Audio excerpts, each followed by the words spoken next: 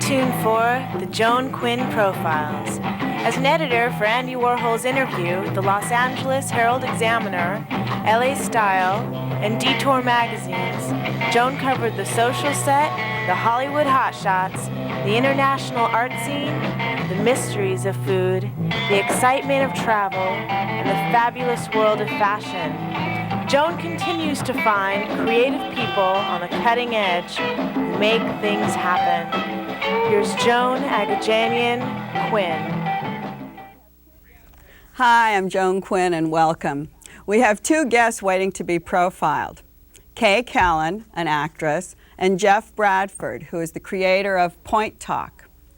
Kay, that's no period, Callan, is an actor-writer. She's gained national attention as Peter Boyle's wife in Joe. She's also appeared in such major films as Frankie and Johnny, Bosom Buddies, American Gigolo, and The Onion Field. Kay really works. She's been in over 100 guest starring episodes on television. Let's find out why she so often plays mother, especially the mother, Martha Kent, of Superman in ABC's Lois and Clark, The New Adventures of Superman. Welcome, Kay. Thanks. It's nice to be here. Hi, Joan. What's this mother role? Well, you know, first of all, how many roles are there for women? You know, you get to be the mother, the girlfriend, the hooker. You know, someday in our lives, you know, perhaps we'll see movies that are really more about women, and we'll have people who are playing husbands and sons. So there's more roles for mothers than anything else, and I am a mom. I have 3 kids. But you started your career a little bit later. Did that have anything to do with this role? I don't know. I mean, I was 30 by the time I went to New York and played Peter Boyle's wife in Joe. But I think that the reason I got to play this mom, I mean, I've played everybody's mom. I've been Michelle Pfeiffer's mom and Frankie and Johnny and Tom Hanks' mom and Bosom Buddies. Oh, no, I'm Miss Mom, you know, which I like. I'm not complaining at all. I mean, I don't complain in real life either. I love my kids and I love being a mom. I just think, you know, there are some people who are, you know, it's all about, you know, how one looks. You know, you could just be, you know, Attila the Hun, but if you had like a mother or father look, that's what you'd play. So you like this, very comforting, huh? This is comforting kind right, of thing. Right. But, you know, it's a role for which I have trained my whole life. And, you know, those people who are moms know that, or dads, that as soon as you have a child, your life as you knew it before is over forever. I mean, my kids are gone. My son has kids of his own now, you know, but they're still my kids. Exactly. You know? And certainly having this relationship with Clark Kent, Dean Cain, who plays Superman, is great. I mean, it's like if you're going to be somebody's mom, why not Superman? That's the best. That's right? Really the best. In between, since moms are always giving advice, you started writing books. Yes. I don't know if it came in between stage and movies or well, it was what? during, really. It was about 1986, I guess, and I had always wondered, if every agent in the world wanted you, how would you make an intelligent decision? So here, this book? Well, this book actually is the outgrowth of my other books. The first book was a book called the LA Agent book, which was all about how to get agents and manage your career. And then the New York bookstores who were selling that book said, well, we need a book. So where's the New York book? So I went to New York and spent a month and interviewed all the New York agents and asked them all those questions that actors would want to know but are either too frightened or, you know, whatever. Really? To ask. So the book is based on interviews with them and all this information, plus a listing of all the agents and how they got to be agents. Nobody ever gets their background. No, but so you had to do specific interviews with everyone who's in the book, and there's hundreds of people in There's lots and lots of people in there. So I did the LA book, then I did the New York book. Then Samuel French, who distributes for me, said, we want a book we can sell all across the country. And so I wrote a marketing book for actors called How to Sell Yourself as an Actor. I saw that. And what tips do you give an actor? Well, my main tip for actors and for everybody is, you know, stop waiting to be chosen. You know, if what you're in the business for is to be chosen, which motivates a lot of us, you know, please give me attention, then you really should leave the business, because if you're not motivated by loving doing the work you're going to just be rejected and unhappy for a long time. You know, it's like you're a pair of shoes and you can't wait to, you know, you have to open your own shoe store. And I say, you know, be very entrepreneurial and do the work, and everything will come to you as a result of that. It's like you don't have to wait for the finished product. Just keep working until that comes. Yes, because if you want to act, then act. Just do anything. Like they say, oh, well, writers, and which this book is, writers came to me and they said, we don't have a book that talks about our agent situation and how we can motivate, you know, market ourselves. So this is a writer's book. So this is the writer's book. The script is finished. Now what do I do? I see, because I went through that last night and it had a lot of agents in there as well, but it was just for... Well, see, everybody fantasizes that they could, I think most people think, I could do that. I could act. I could write. But most people have no idea how you translate that into gainful employment. Mm-hmm. So I have this, and I have a book in the works that I've done the research for and interviewed all those agents for directors, because they want a book too. So that's your new project? So that's the new one. And then I have a book that has nothing to do with the business that's called The Life of the Party, which is all kinds of fun things to do at parties, because my fear when I started giving parties was, what if they come and nobody talks to each other? And I feel, and also statistics prove that something like, I don't know, 43% of people who go to parties are very nervous when they get there. That's why people drink too much or whatever. And so I have something to do from the instant they walk in the door. Oh, you do? It's like a talk show host. What if they come and give me one-word answers? Right. What am I going to do? Right. I have to be over-prepared. Right. But I compensate for having hundreds of questions. And what do you do with your Well, I compensate by guests? having stuff to do. I mean, as soon as it depends on the party. And my book has, well, first of all, it has an idea for every day of the year. For instance, it might be National Sweater Day, which is Lana Turner's birthday. So you might see that on Friday it's that day and you're giving a party, so you tell everybody, come in sweaters. It's Lana Turner's birthday. And then maybe you'd have decorations that had to do with Lana Turner and, you know, whatever. It just gives you ideas. And what I do is I play a lot of games. I love games. And do people like to do that? Well, you know, they always like go, not a but they game. have such a good time. You know, afterwards they go, God, that was good. She really has a lot of courage, you know, because everybody wants to be too cool. Yeah. But my parties are like an excuse to act stupid. So that's great. Yeah, you know, for instance, there's a foot painting party. I had a foot painting party. That doesn't mean we paint your feet. That means you paint with your feet. So I had like big cookie things full of paint, and you'd like take your shoes off and put your feet in there, and then we had like big pieces of paper. Kidding. Oh, it's adorable. And then we put all the pictures up and had a contest to see, you know, and we gave prizes. And these aren't parties for your kids? No, these are people parties. Friends. These are people parties. I mean, for instance, I have a great party I give on New Year's Eve, which is totally atypical. My party is from 6 o'clock until 8 o'clock in the evening. Precisely at 6 you come, and precisely at 8 you leave. That way you can go on to other parties, and if you don't have anybody to kiss at midnight, you're not embarrassed. If you've gone someplace, you got to dress up. And I have a very simple menu, and what happens is as soon as you come in, you pick up a card, and on the card you're to write the best thing that happened to you and the worst thing that happened to you during the year, and put it in your pocket. And then also, I put a sign on you. And that sign, it's on your back, and it has a name that you can't see, but everybody else can. And it's a Who Am I game. And usually I put newsmakers for my New Year's Eve party. I put, you know, who was in the news in '93. You know, and so you go around and you're asking questions like, am I a man? Am I a woman? Am I alive? Am I dead? And the thing is, it gives people something to bond with. And also, I hire either a psychic or a numerologist or somebody, so that one by one you go in the other room. I mean, we have to find out if it's appropriate to go on to the new year. And the other thing is, besides that, they come out like with big eyes and they have something to talk about. Right, something else to talk about. And then at the end of the evening at like 7:45, because they're going to leave at 8, and it's a small party, I only have about 14 people, everybody sits down and they say the best thing that happened to them this year and the worst thing that happened to them this year. So and then we give a present for the person who had the worst, the person who had the best. But that really bonds people, and you really share of yourself. Well, that sounds like a great book. Is it just a paperback like these It's a paperback, but it's bigger. It's bigger. And they have it at Book Soup and different Bookstore like and all specialties. those places. No, just normal regular bookstores. Just normal regular. Right. It's called The Life of the Party. Well, these books, because agents are always changing and different things, do they go out of date? Are you busy I update updating? them every couple of years, but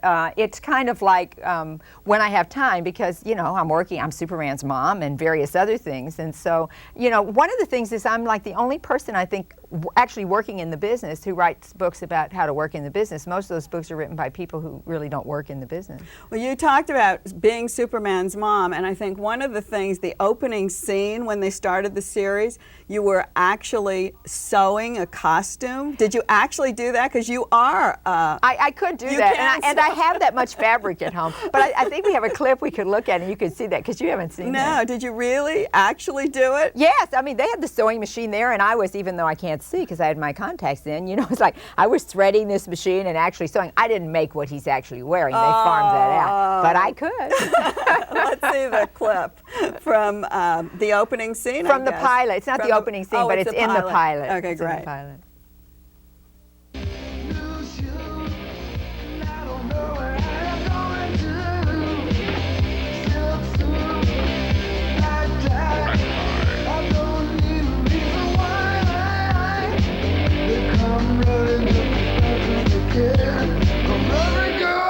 About a shot glass man.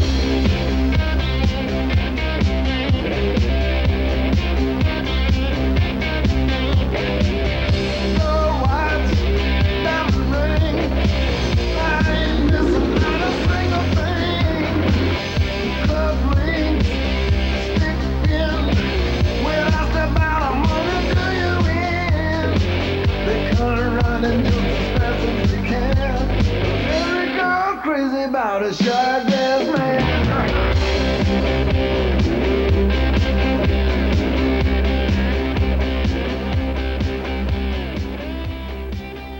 What about that? What about this? So he's trying on all these different costumes. We're whispering about what he's doing. Yeah. Oh, we didn't go all the way to the end, which is the best part. He goes through all these different costumes, and finally he comes out in what would be the Superman costume, except it doesn't have the S. And we walk over to the mirror and we look together, and I say, well, one thing's for sure, nobody's going to be looking at your face. And he says, Mom, and I say, well, they don't call them tights for nothing. Yeah, I'm sorry we didn't go all the way to show the rest of it. So that was it. Yeah. But I understand that you really are a superwoman, or you really could be Superman. I understand your friend said that when they knew you were going to be in Superman, they thought you'd be playing the lead. Those are my best friends. Well, you know how it's annoying when you see somebody who does all the, I mean, I see people who do like a million more things than I do and a whole lot better, but, you know, I do lots of different things. You know, I'm a woodworker. And what do you do in woodwork? Well, I have always been a builder, you know, and if I need shelves, it's like, I think I could do that, and I build the shelves. Or when we first moved here, I built a patio cover over our patio, my daughters and I. Well, I mean, it wasn't great, but it served the purpose. And you do quilting. I do quilting. I come from a line of quilters. My mom and her family are quilters. Are you from the East? No, I'm from Texas. Oh, and her family's from a little town in Texas, my stepmother. And so I have great quilts of theirs, you know, that are really old. And then I have quilts of mine that I'm working on. Do you collect quilts as well? So you have a big, we should have had you bring the quilts. Oh, I didn't think about that. I know, you could have seen your handiwork. What about cooking?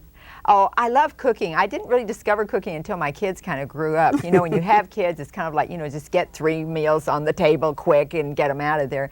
But I love to cook, and I've become, you know, the things I like to cook. I do lots of different pastas, and I can't eat sugar after years of sugar abuse. So I've learned to make fabulous desserts that don't have white refined sugar in them. Before we leave, because we just have just a few seconds left, what is K? Why is it K without a period? I promised our viewers you'd tell us. Well, you know, first of all, it's not it's without a period, it's without an AY, it's just the letter K. and I've just, you know, when I was little, they were very short of pencil, and it just became K. I don't know if I can buy that. But we'll bring you back next time. Maybe you'll have another story. Great. Thanks for being with us, It's Kay. a pleasure. And don't go away, because Jeff Bradford will be back with his Point Talk.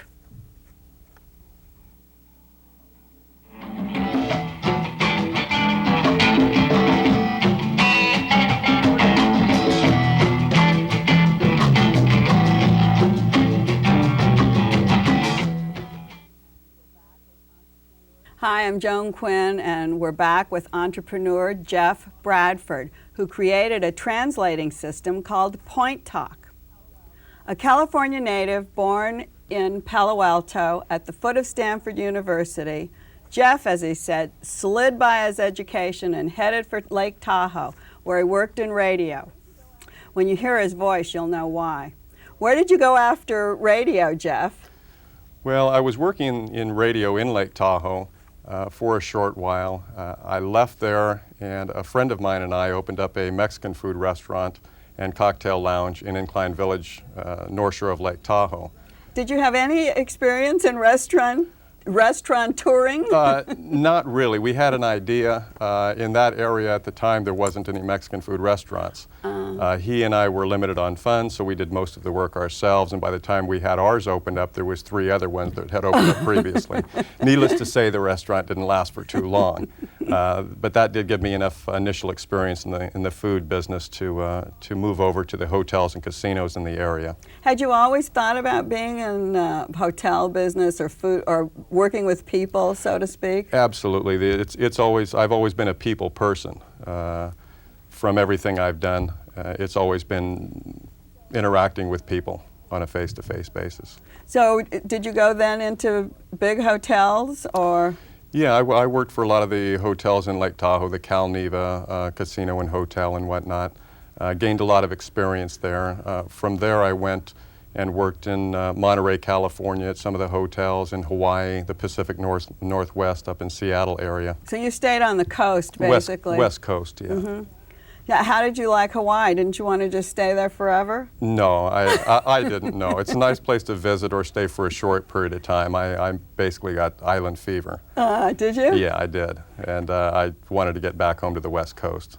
Well, once we got started, I was talking to you about your point talk, which seems like such a simple thing. How did it actually come about? I hate to say it's simple. I haven't seen it anywhere else, but it was like this brilliant kind of idea. How did you get it going? Well, the concept is extremely simple, and in my opinion, it's what the human race has missed on a communication device. It went from nothing to thick pre-written phrase books, and you missed the most simplest form of communication. How this started, I was working at a lounge in Monterey, California as the lounge manager. The people in the marketing department had real tight connections into the foreign overnight bus tours from Germany and Japan and whatnot. And as what would happen was we would have 3 or 4 or 5 bus loads roll in at about 6 o'clock, and coming into the front desk in the lounge would be 300 or 400 people. None of them spoke English. Oh. Well, it created a tremendous problem at the front desk trying to get these people checked in. Normally per bus, the bus will have one interpreter/escort, which is normally out the side door and gone at 6 because they've been with these people all day and they want to go. Well, that leaves these people all by themselves and me. And the cocktail waitresses and front desk people. And it became so frustrating that it was also creating a loss for the hotel itself by for instance, in some countries, for whiskey, they say Scotch, or they think Scotch. We pour bourbon. Well, as soon as they take a sip out of that, you've got to throw that drink away. You're providing poor customer service, and you're losing money. A little interesting story at the front desk. A Japanese people were staying in one of the rooms. They had called down and in broken English were asking for a roll-away bed. Well, the people at the front desk, the way it was said, had taken it as a roll of toilet paper. So, and in the service industry, you want to be as nice and as accommodating as possible. So it took them about an hour to figure out how to approach the situation without offending those people in that room. And what actually happened was they had room service take up a fresh roll of toilet paper on a silver tray with a cover on it. And they opened the door and they opened it up, and the people looked at it and started laughing. This isn't a roll. This isn't right. No, not big enough to sleep on. Now, what are these Americans doing? They don't understand. Crazy Americans. I know. Anyway, it worked. That it kind of hit me that something needed to be done. So you were really working with a lot of tourists, and that's absolutely. Why just tourists from all different countries around the world. So it brought to light that there needed something to be done. So this is what you did? The travel translator? Absolutely. Point talk. And it's how this started was I was working in the bar as lounge manager, And out of frustration, I had turned over a bicycle rental sheet, a promotional piece out of Pasadena, I think, that was left on the bar. And I wrote down all the pertinent information of the cocktail lounge and some of the front desk information. And I had a friend of mine who spoke German translate it, because we were having at that time a lot of German tours, Dur tours and Myers tours. And the first group came in the next evening, and I laid this down on the bar, and I slid it over to them. They looked at it, looked up at me, and smiled. We had communication. And very, very simply, is all they needed to do was point to so vodka, that's like point talk. Orange juice, ice, no ice. And it worked very, very simply. And that's basically how we started with, I started with this concept, and it started in the cocktail lounge in the front desk, and I started talking to more and more hotel managers and concierges and housekeepers to find out very succinct information, the top priority information that they were having trouble with on an overall basis. So you don't have to worry about pronunciation. Right. And in some of the languages, the Far East, you could never read those symbols anyway. So Right. you're stuck saying, Right. here's a symbol for something, they're writing it, but I don't know what it is. And to try and speak Russian, for example. Mm-hmm. Tell us how many languages these are translated into now. Currently they're in 9 languages. Tell us what they are, because I think it's interesting. Oh boy. I see the flag. We've got German, French, Italian, Spanish, Portuguese, Korean, Chinese, Right. Russian, Japanese. And is there an I missed Arabic one there? No. No, this was done for a different purpose, for some other industry products that we produce. When you do, besides talking to the help in the hotels and people who are constantly in contact with tourists, do you have to take trips to those other countries to research the work and to find out what the customs are? I did quite a bit of research myself, as much as I could. And basically, I worked a lot of long distance in contact with people versus I was very limited at the beginning of this project. And I worked with a lot of people over the phone and through the mail on various issues that were in the service industry as well. Like one of those, you said some people don't use ice. I think the Germans and the English don't like to use ice in their drinks. Right. I mean, I'm sure there are a lot of other things that we don't know about. Absolutely. Absolutely. Getting back a little bit to the pronunciations, yes. To do phonetics in German or French is one thing, but when you get into, say, Chinese, That's what I was... and I looked at it, it's almost impossible. You have to have musical notes. Oh, to even write it out to be phonetic. Oh, absolutely. Yeah. It's almost impossible. So that really limited me on the form of communication that I was going to produce. What about future projects? What other languages would you think about translating? Well, I've got right now that we have currently these nine, and I do have Dutch, Danish, and Greek that was an earlier version that is still sitting that I haven't updated as of yet, but we may be leaning over to doing that as well. And it all takes place, or it's all happening in Monterey. Monterey, you California. You have an 800 number, which I thought was pretty interesting because it means you have so many people interested in it. Yes, absolutely. That they can just get it from information and find out what it's about. The other thing, besides helping tourists, it helps people who are also living in the country. I see you have one for law enforcement, one for emergency medical service, a library service is one, and a banking. Why do you need those, and a post office? Tell us about the post office. The travel translators are English to one language on the travel translator. All of the industry products is what I call them, is industry-specific information into that specific industry into a target language. And there's 9 panels, so therefore the industry products translate English into 9 different languages per translator. This one thing for emergency medical service. Exactly. So if somebody who's driving an ambulance comes to a house and they have this translator with them, is that the kind of service it would be? Is that why they would use it? And these are going out right now to emergency rooms, paramedics, EMTs, and it basically allows them the opportunity to, if they roll up to a scene and someone is injured and they don't speak English, number one, the product allows them to establish what language they speak, because there's a language identifier up on top in their language. It's so great, because it's like those are the problems that are life and death situations. Oh, absolutely. And I've gotten numerous unsolicited comments and remarks that the product has actually saved lives. Oh, I'm sure, because the thing is, first you have somebody really nervous, and because they have this emergency situation, and they are probably talking a mile a minute in their own tongue, and nobody knows what's going on. Exactly. And this allows them to point to, I am here to help you. Oh, and this is all done just by looking.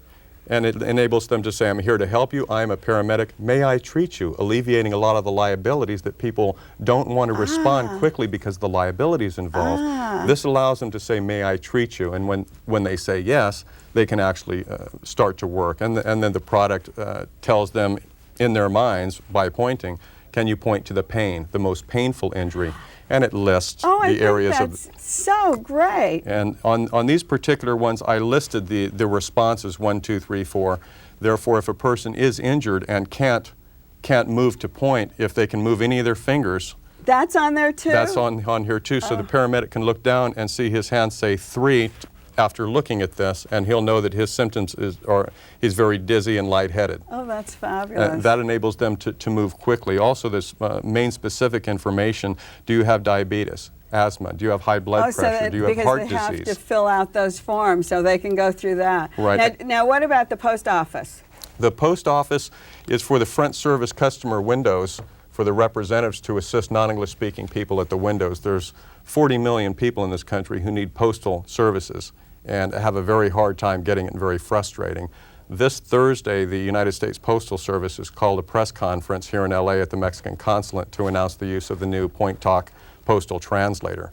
So that means embassies are behind you too, which is really Certainly. great. So you'll get the Greek embassy and the Italian and the Spanish and all of them. And we'll be right there. You call us and we'll go to the embassies and we'll do Point Talk with you. Great. So Great. Jeff, thank you very much. It's my pleasure. And congratulations. This is really something terrific. Thank you for inviting me. And thanks for all of you watching. We'll see you next time on the Joan Quinn Profiles.